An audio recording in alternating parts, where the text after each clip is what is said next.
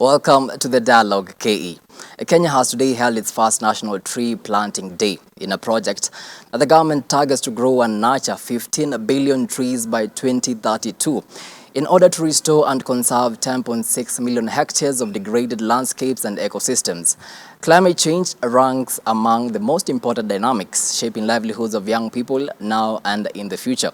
The reason why tonight on the Dialogue KE we discuss on the role of the youth in climate action. To help us dissect this whole matter, I'm now joined in studio by Abigail Kima. Abigail is a climate justice advocate and the host of Hali Hewa podcast, which is an open platform for storytelling on climate at the grassroots. Karibu sana, Abigail. Thank you so much. I'm also joined in studio by Waweru Avram, who is the global head of communications at the Commonwealth Youth Climate Change Network. Avram is also sits at the Executive Council of the network representing the youth in climate action for the 56 Commonwealth member states. Karibu sana, Avram, to the studio. Thank you so much, Ken. Well, today, Kenyans planted trees. It's a unique event that has happened in our country. I mean, what's your take on this noble project by the government? I feel like it's a move in the right direction, seeing that people come out in numbers to actually do tree planting. We're actually having a lot of rain, and it's beautiful that we want to take advantage of this and make it better for the environment. So it's beautiful to see that, and I'm happy that people came out in numbers to do the same. All right. Abigail, I know you're a climate justice advocate. I mean, this project by the government, what's your take on this? As Avram has said, I think it's a step towards the right direction. I think people have been planting trees, but it's a brilliant opportunity because now it's more inclusive. It's not only is within like the climate community or people who care about the environment, but now it sort of creates this responsibility for every Kenyan to want to be part of this bigger mission of the 15 billion trees by 2032. And of course, knowing that trees are our biggest carbon sinks, and so it is important to expand the kind of the tree cover that we have in the country, which allows us to reach our goal. We've talked about 15 billion trees by 2032. It's actually the government's target. Do you think it's achievable? Most definitely. It's definitely achievable. And I think being that this day has been made a national day for tree planting, I feel like now every Kenyan will feel an obligation to participate. And that's the only way we can achieve this, because if people don't, number one, understand why they need to plant trees, that's where we go wrong. But the fact that it is now a national holiday, I think it's practically very possible to get to the 15 billion trees. All right. Yeah. Before we get to 2032, today the target was to plant 100 million trees. Do you think that was achieved? I know we have not received the statistics from the government, the data that is, but do you think that was achievable today? I think it was achievable. If you look at what happened in Nairobi alone, the event I went to, we planted 27,000 trees today in a single day. And I know there are other places where it was being done. Sasumwa, there's Kikuyu Dam, there's one happening at Bomas. So all these concerted efforts coming together, I believe it was achievable. And that's not just Nairobi alone, Kenya countrywide.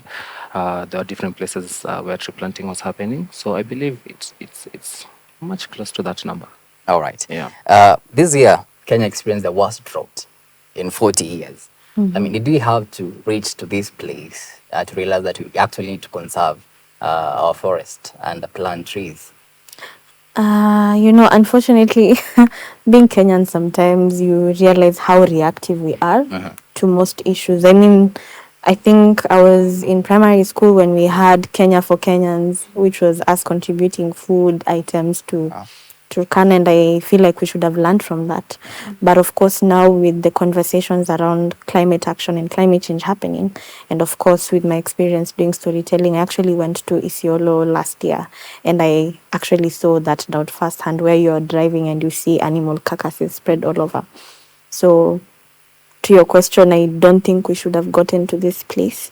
I hope for a time when we will work on preventive or mitigation measures so that we don't get to a point where now we have to react to things because it has happened, and now we're in a position where we are too far from actually coming to a solution when we could have prevented it. Yeah. Avram, I've seen you nodding towards her reaction on the same. Yeah. Do you think, I mean, why did we have to get here for us to know the importance of conservation? As she said, I think Kenyans were very reactive, yeah? And there's a famous saying, the more things change, the more they remain the same. I mean, 1984, there's one of the biggest droughts in Africa, yeah, and the North Horn was really, really affected. If you look at what happened this year, I don't think we should have let it get here. But you see, I'm always of the opinion that we do so much talking and we do less action on the ground. And I feel like that needs to change because we've been talking since 1972. I mean, Kenya is the global environment headquarters. We have UNEP here, I think, and in Gigiri, and we need to set an example for other countries. So I believe more needs to be done, but this is definitely a step in the right direction. And let's see, because I know 2023 is a beautiful year. Africa Climate Summit, it's Year of the Youth for the Commonwealth member states. And we are seeing all this conversation happening around climate action, and people now actually seeing the benefit of having a clean and healthy environment. So I believe maybe sooner rather than later, we'll have a difference in mindset. All right. We saw actually this year the president lift the ban on logging, but the court has actually suspended that. Was the president well informed on this? I think it's a matter of how he said it rather than what he said, because the president was trying to address the sustainable use of natural forest products. Yeah, there are people who do such a business where they do. I wouldn't want to call it logging. Let me just say sustainable use of natural forest products, where they grow certain trees for different benefits. For example, making paper, and it's well allowed within the law. Yeah, the issue comes in with the amount that people log. So that's what needs to be regulated. So the president was trying to communicate that we need to actually have this in our ecosystem. But when you do that, please make sure that you also plant 2, 3, 4 trees to replace the one that you've cut down. Okay, so the main reason as to why the president actually said that lifted the ban on logging, it was actually, he said that this will create jobs and develop sectors of the economy that depend on forest products. That's quite true. If you look at what happened, I happened to have watched a video. 1976 on Pan Paper was being launched by His Excellency the late Jomo Kenyatta. And if you go to Western, there are so many people who benefited from Pan Paper mills. Yeah, so I think this is what he was trying to address, where we need to maybe create industries around this sector where people can actually benefit, but it needs to be heavily regulated to make sure people don't go above and beyond what is needed. Yeah. Kenya's forest cover has not reached 10%. If you can correct me if I'm wrong on that. According to a 2021 report by the National Forest Resources Assessment, Kenya's tree cover stands at 12.13%. That's the tree cover, but the forest cover is at 8.3%. Why do you think Kenya is at the state that we are right now, where Kenyans have not been planting trees? I think it's a matter of information. You say, I mean, the Bible says, train up a child in the way he should go, and when they're old, they'll not depart from it. Yeah. So it goes back to, I think the very first time I planted my first tree was maybe when I was in standard 8 or maybe in Form 1. And that's because that habit was not cultivated, and so you don't really grow up seeing the importance of these things. So because it cannot be a responsibility for only for the people in the space, people who are conservationists or climate change activists or people who understand the needs for this. But I feel like now a lot more has been happening over the last couple of years, with more awareness on what is happening to us, understanding that everything is tied to, how we use our resources, like he said, sustainability. So with that understanding, I feel like we can definitely get to the place that we want to be. So it's just a matter of information. The more people are aware, then the more they take action. And it's high time we move from just saying a lot of things, saying our target is, 500 billion trees, but then what are we doing about it? Are we intentionally putting systems together to ensure that everyone is participating, everyone understands the need for us to be planting trees or the need for us to conserve the environment? So it's just a matter of information, and us sitting here on this panel is also a start, because now people get to see actually there is need for us to do this because of ABCD. Maybe just to add on to her point, in fact, we're moving from calling it climate change to calling it climate crisis, because we need people to understand that it is a crisis. I think there's so much information overload. And scientifically, it's proven that when you bombard people with a lot of information, they rarely take it into account. So, speaking about 500 billion trees, 50 billion trees, I think we need to make it digestible, yeah, for the local person to understand. And I believe for me, what needs to happen is creating a lot of awareness, which is what we're seeing start to come up. Because actually, the climate action was seen as a Western thing. As a Western thing, but Yeah. you see, actually, Africa is affected the most. We contribute a third of greenhouse gas emissions, but we get impacted the most, and that's not a good sight because it shouldn't be that way. Number one. Number two, I usually like to give this example because during COVID-19, we saw how creating awareness and educating really had an impact on people's lives. I think today there's none who doesn't know about COVID-19 and the measures to take. Yeah, sanitizing, wash your hands, and whatnot. So I think we need to really create awareness on this. We really need to educate people. In fact, I'm a champion for including sustainability studies into the curriculum. So as kids grow up, they'll understand, oh, this is the benefit of me using clean and green energy, or this is the benefit of me planting a tree.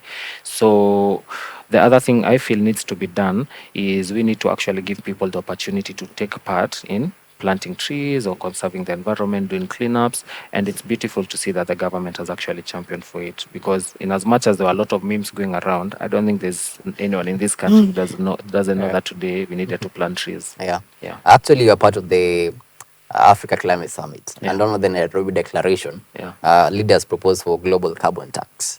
You know, on fossil fuel trade, maritime transport, and aviation, Yeah. whereby major polluters will commit more resources to help poorer nations. Do you Yeah. think this is going to be achieved? It's very much possible. It just needs to be legally binding, according to me. Yeah. Yeah. Do you think the same is really achievable? I think it's like you said, anything is possible, but I know it's definitely a complex issue, and that's why not all African countries actually signed on the declaration. There's definitely pushback from Yeah. certain countries who, of course, are solely dependent on fossil fuels, because, in my opinion, fossil fuels is such a complex conversation and has to be very nuanced because when you think about South Africa right now, we know the crisis they're going through. I was in Arusha the other day and we literally don't have power for like 12 hours. And that's literally just the next door neighbor. And countries like Nigeria who are dependent on oil, South Africa on coal.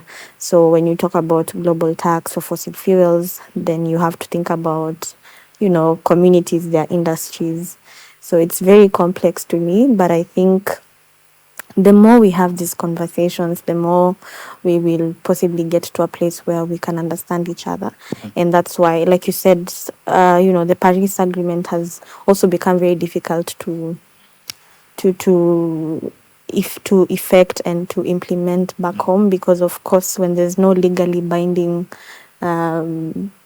component or framework, then people don't really feel obligated to do that. And that's why we are constantly going for meetings every the COPs, Conference of Parties, and then you come back home and there's barely anything. Yeah. So that's why I always say this, and someone will probably make fun of me, but I say I have more hope in community, because once community understands exactly what they need to do, then they're going to do something about it.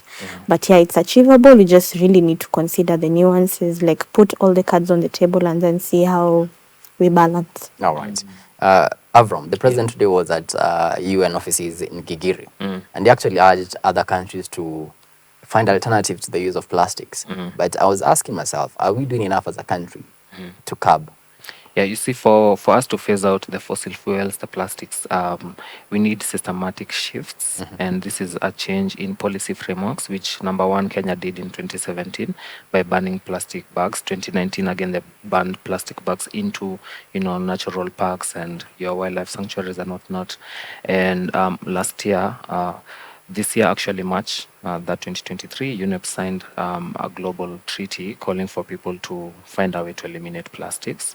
So I believe it's a step in the right direction. And for me, I believe having sustainable alternatives to plastics is very much achievable. We just need to have a conversation on tax rebates, on actually which alternative are we bringing, how accessible is it to the person.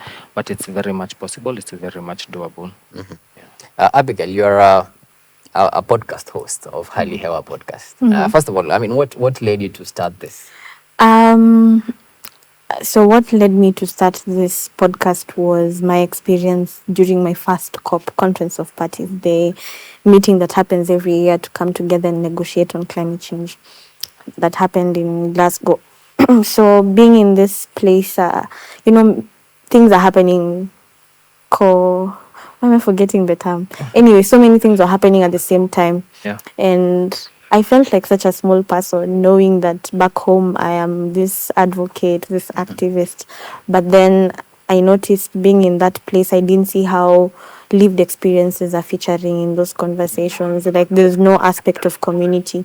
Everything, of course, is based on science, understandably, and having conversations and discussions about where the comma should go and which single word should be removed so that it fits everyone. And so I felt the aspect of community is completely missed and the lived experiences. Yeah. So coming back home, I thought, why not have conversations? Of course, not many people listen to podcasts, and maybe this won't get to that mama, in Ushago, but it's a start. The target audience was just basically anyone who has access to the internet, a youth, someone who can change the way they see the whole system, the whole ecosystem, how they use the resources, to understand why it's important for us to think about transitioning in our consumerism, in our businesses. So that's how I thought a podcast would be a good place to start, to Yeah. share stories, have conversations. Yeah. The reason as to have asked that question is because I believe climate change is actually a youth issue, and it's really affecting the youth. And Avram, Yeah. I mean, are the youth really engaged in these talks? There are completely. If you look at, I think even the database, in fact, if you just search Environment Youth Organization Kenya, there are so many that come up. Today, where I went for tree planting, there were close to 100, the ones that had come. So the youth are actually really taking this up.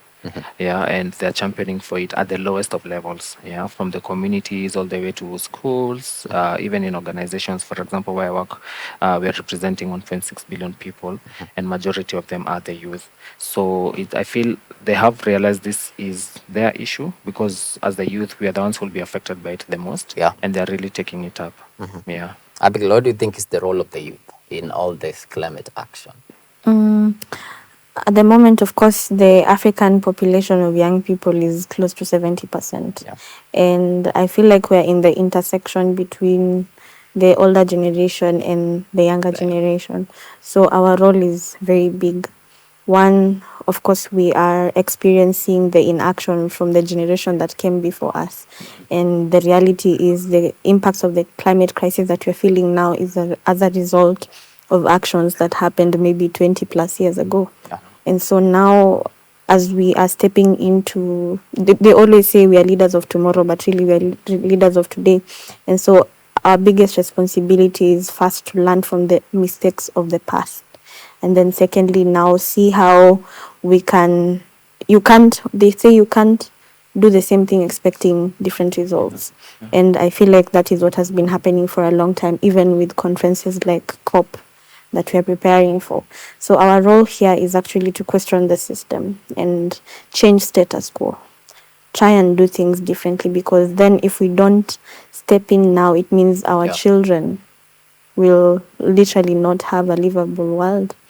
And, we keep saying it as a joke. We are just saying, the climate crisis or climate emergency impacts over a long period of time, but you haven't been to a community and seen how they're experiencing it, so you think it's very far from you, but it's coming. So I think we play such a vital role. And as Avram said, youth are very engaged.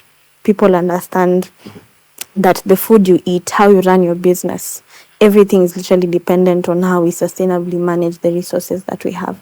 So if we don't take that up, if we don't decide to walk a different direction, the UN developed the SDGs, the Sustainable Development Goals. Yeah. It's literally cross-cutting. It touches on every sector. And I feel like if each and every one of us focused on at least one goal, we would all be working towards achieving, the 2030 goal that even our government has its own goal for that. Yeah.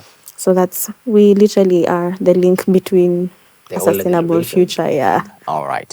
Avram, as you Yeah. conclude, Yeah. I mean, what's your parting shot? What's your call to action to the youth in the country? I think for me, I like to say that we need to take care of the environment so that it can take care of us. We are seeing what's happening countrywide with El Nino. Yeah, and El Nino is actually a climate phenomenon, so people are really being affected, floods and drought, Because because actually 46 people have died.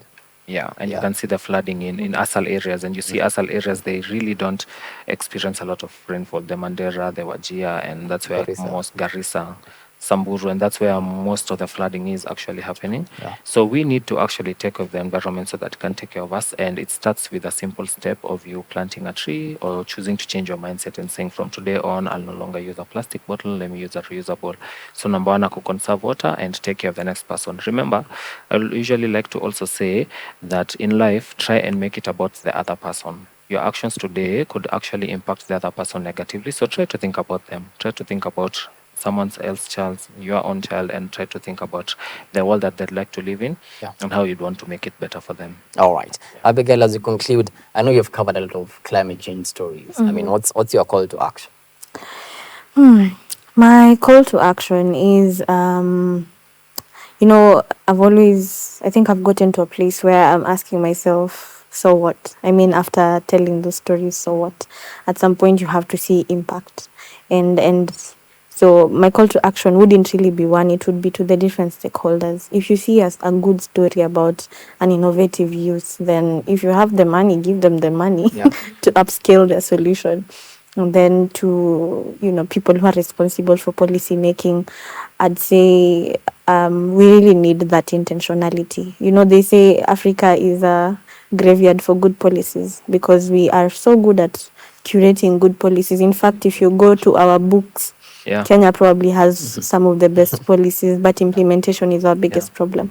So really being intentional about taking that step of implementation forward rather than us coming back to discuss what should be changed, yet we never even acted on what we had not implemented. And then Yeah. my call to action to the common Kenyan is Black Friday is coming, or November is Black Friday. Yeah. But just watch how we are consuming things. Like, do you need that extra dress? Do you need that, extra plastic item in your house? You really don't.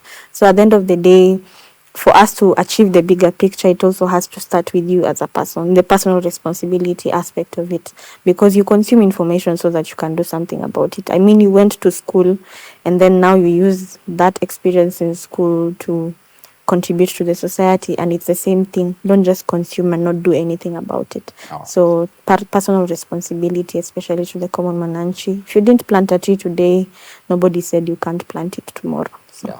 It's definitely possible. All right, I guess that's a very good point to end the conversation. It's a personal responsibility. Did you plant a tree today? If not, tomorrow is also another day you can plant a tree. That has been Abigail Kima, climate justice advocate, and of course, Avram Waweru, the global head of communications at the Commonwealth Youth Climate Change Network. Thank you so much for your time. Thank you so for much having for us. having us. All right. And thank you so much for watching the Dialogue KE on this 13th day of November 2023. On behalf of the whole team that made this broadcast a success, have yourselves a blessed night. My name is Kennedy Kimani, and my co-presenter on the sign language interpretation has been Boniface Moredi.